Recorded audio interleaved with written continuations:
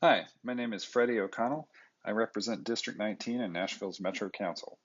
On Saturday, October 27th, we hosted a District 19 Town Hall.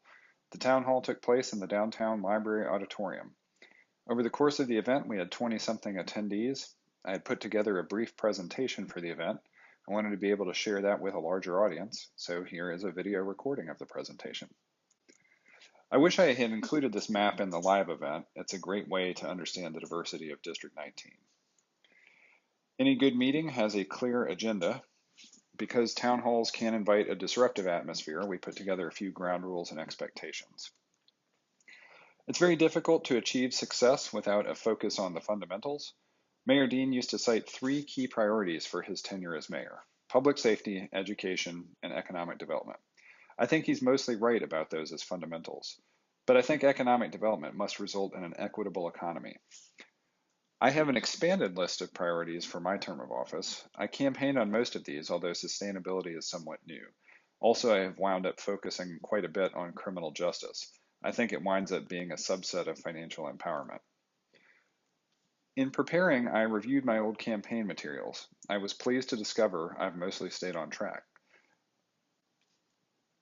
I've also kept track of concerns expressed by constituents. There are some clear issues people have spoken up about. Remarkably, no issue has evoked passion like electric scooters. I went through a year-over-year review of legislative work by this Metro Council. I focused on issues I'd led on or collaborated on, or those that were specific to District 19. In 2016, we came out of the gates with an update to Transportation Licensing Commission authority. I persuaded Councilman Elrod to expand the authority to include operating hours. This was to address issues with pedal taverns during rush hour. Next up was an overhaul of tax increment financing, or TIF. This effort was led by Councilman Mendez, though I tracked it closely. We tried to tackle affordable housing with new tools. One tool was the introduction of inclusionary zoning. It applied only to for-rent housing developed at scale, and only when an entitlement increase was sought for density. Even that proved too much for our friends at the state.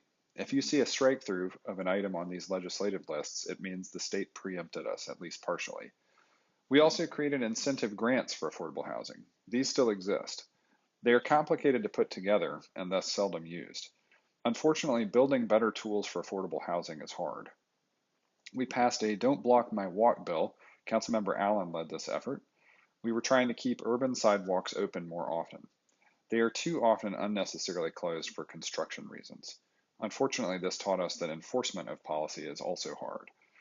As part of an effort to reduce incarceration rates, we tried to decriminalize simple possession of small amounts of marijuana. Again, despite our careful tailoring, the state stepped in. Councilman Rosenberg led this effort, but I was a lead co-sponsor. I worked extensively to try to regulate small cell infrastructure. Major telecoms companies are rapidly expanding data services. This means new utility infrastructure for things like 5G networks, which means new poles stuck in the middle of sidewalks. After frustrations with our local implementation effort, AT&T took their fight to the state, and we now effectively have little control over small cell. Councilmember Henderson led an effort to modernize sidewalk construction. The concept was to have developers share the cost burden with Metro. We have successfully created new sidewalks throughout Nashville, but there were some unintended side effects. We're currently working on some technical corrections to the bill. In 2017, I led an effort to improve accountability in correctional facilities.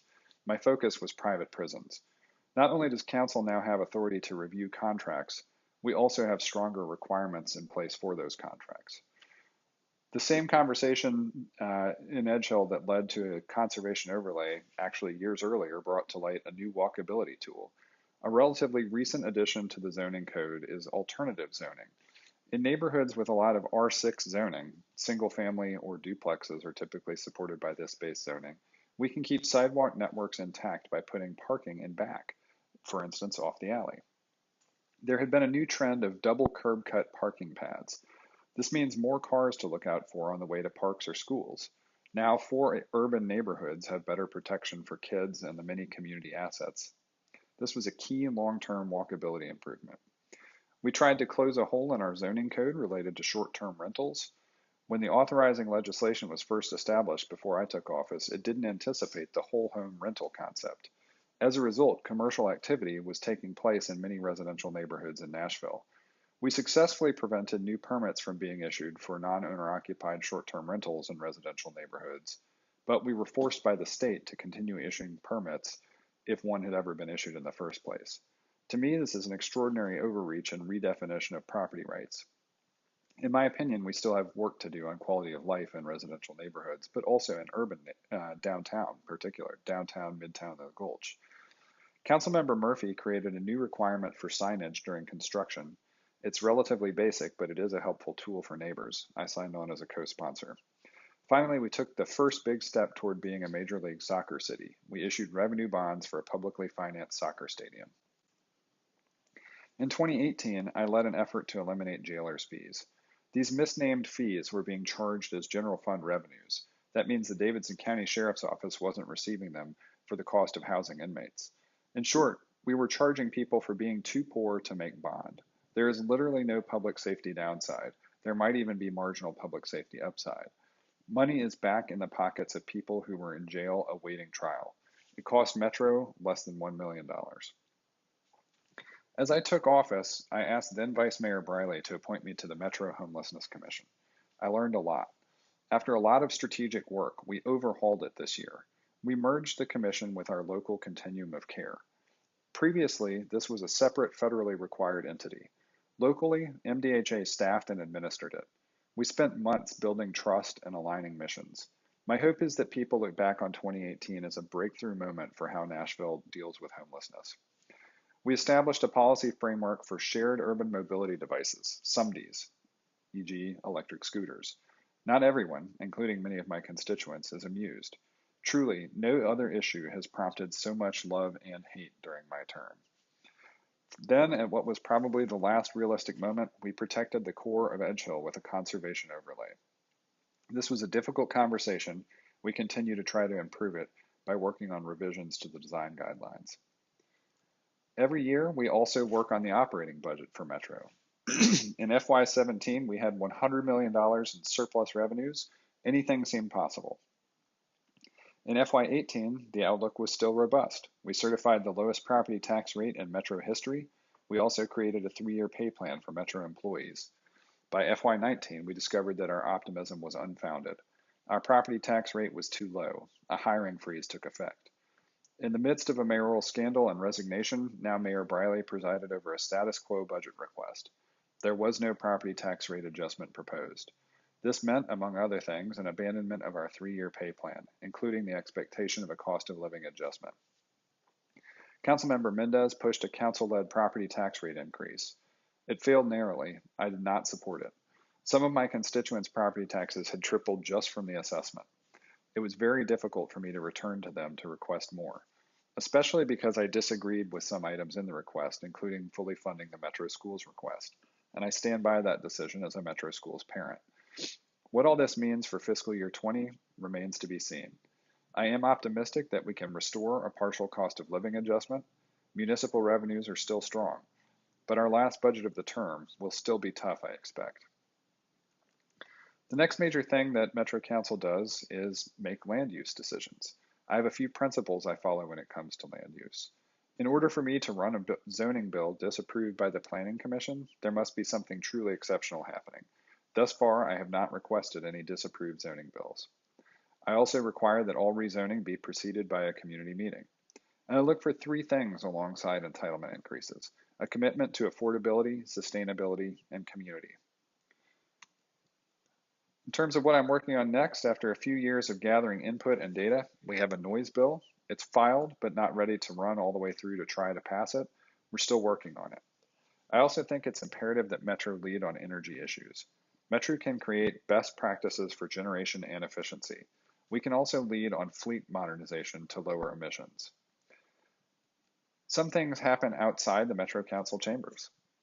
We've seen, for instance, a lot of activity in the Capitol Mall corridor, and we also saw some much needed improvements to Jefferson Street. Even as Church Street Park persists as a problematic scenario, there has been a lot of good news about urban parks. We've got Capitol View Park coming online and funded, a pocket park on Jefferson Street under design. We hope to get funding for that.